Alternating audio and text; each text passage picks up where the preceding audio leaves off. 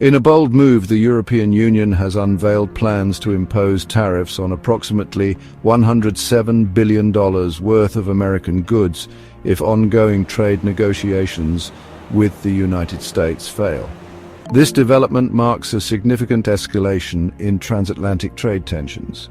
The tension stems from the Trump administration's imposition of a 10% blanket tariff on EU imports, with threats of increasing it to 20%.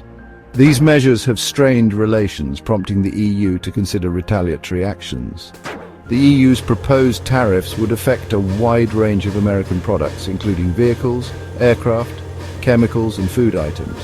Notably, iconic American goods like bourbon are back on the list, signaling the EU's readiness to respond decisively.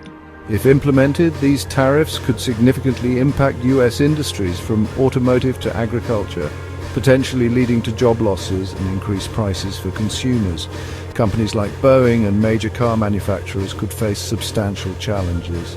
Negotiations are ongoing, with a critical deadline approaching, as a 90-day pause on additional US tariffs is set to expire in July. The EU has expressed a preference for a negotiated solution, but remains prepared to act if talks fail. This standoff doesn't just affect the EU and the US, it has broader implications for the global economy.